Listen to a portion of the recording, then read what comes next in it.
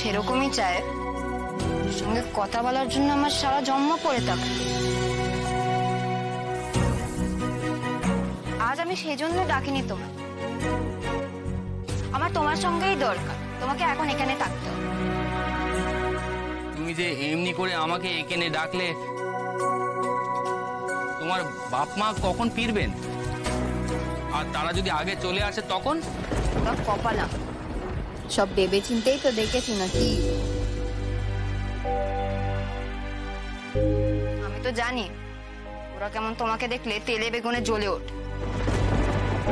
তাদের আসার আগেই আমি তোমাদের বিদায় করে দেবো, চিন্তা করো না। না মানে শুধু সেই কথা নয় গো, পাড়াপড়শি যদি কেউ দেখে বলে দেয় তখন? তখন আর কি, সে যে মেয়ের স্বামী তাকে ঘরে তোলে নিয়ে, তার কপালে অনেক কিছু হয়, ঘরে বাইরে তাকে অনেক কিছু সহ্য করতে হয়। সে ভেবে তুমি কি করবে? তুমি তো কোনো বিহিত করতে পারবে না। আমি আর কি করে কি? যা করার সাথে তোমাকেই করতে হবে।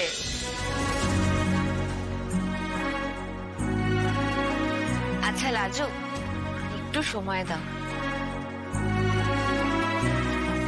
দেখো, এত ভয় পেরিয়ে তো তোমার বাড়িতে ঢুকলো, বাকি সমস্ত ভয়ও কেটে যাবে। দেখো, কে জানে কবে সেদিন আসবে আমার কপালে।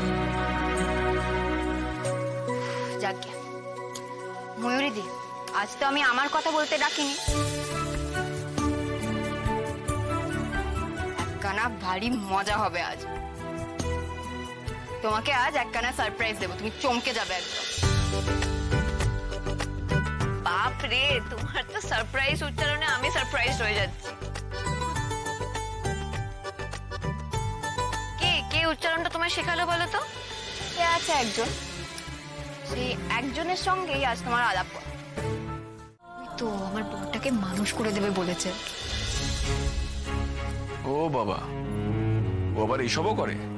করে তো, কত লেখাপড়া জানে জানো তো। তোমার বরকে মানুষ করছে, তারপরে কি আমাকে মানুষ করবে? তা কেন হবে? আমার ওর সঙ্গে কথা বলে মনে হয়েছে যে ও তোমাদের বাড়ির বউ হবার মতো। আমি বলছি দেখো, তোমার বাড়ির লোকের ওকে পছন্দ হবে। আমাকে তো তারা দু চোখকে দেখতে পারত না, পছন্দ করা দূরে থাক, দেখলেই দূর দূর করে তাড়াতো। কিন্তু একে একেবারে মাথায় করে রাখবে। দেখো, তুমি কি ও বাড়ির বউ ছেলে রাজু, যে তোমাকে ওরা সেইভাবে পছন্দ করবে?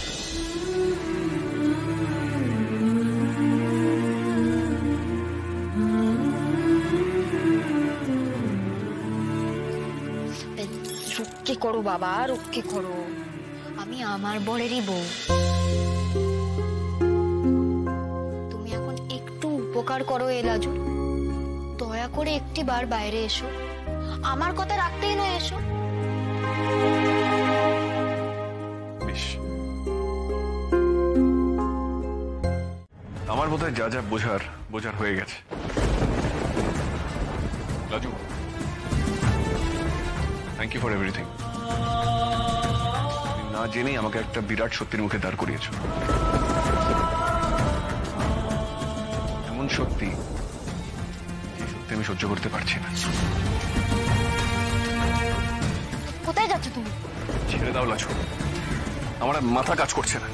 আমারও মাথা কাজ করছে না। এখানে একটা বজ্জর পাতলে মনে হচ্ছে।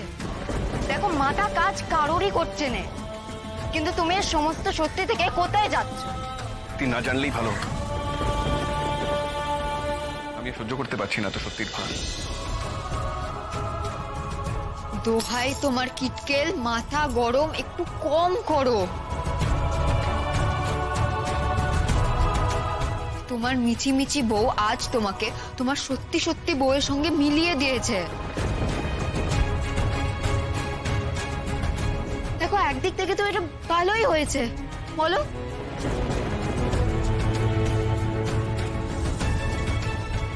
যে মরে গেছে ভেবে তোমরা এত চোখের জল ফেললে, এত কষ্ট পেলে তোমরা সবাই, তাকে আজ ফিরে পেয়ে তোমার আনন্দ হচ্ছে না? লাজু চুপ করো, একদম চুপ করো। আনন্দ হচ্ছে মানে কি? আর মিলিয়ে দিচ্ছ মানেটা কি? এই এতগুলো দিন, এতগুলো মাস আমি নিজের মনে মনে অনুতাপে ভুগেছি।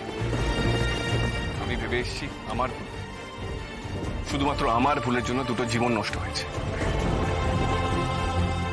আমার ভুলের জন্য একজন মারা গেছে। আজ আমি কি দেখছি?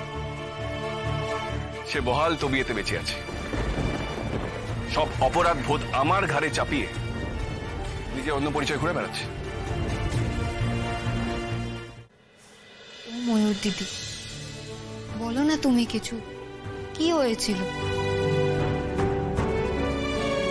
আমি তো টাম্মির থেকে শুনেছি কিটকেলের বউয়ের বাপ মা আছে, সে অনেক পড়াশোনা জানে, এত সুন্দর শ্বশুর বাড়ি, এত ভালো বর ছেড়ে তুমি কষ্ট মেনে নিজের নাম বদলে ওদের বাড়িতে কেন আছো?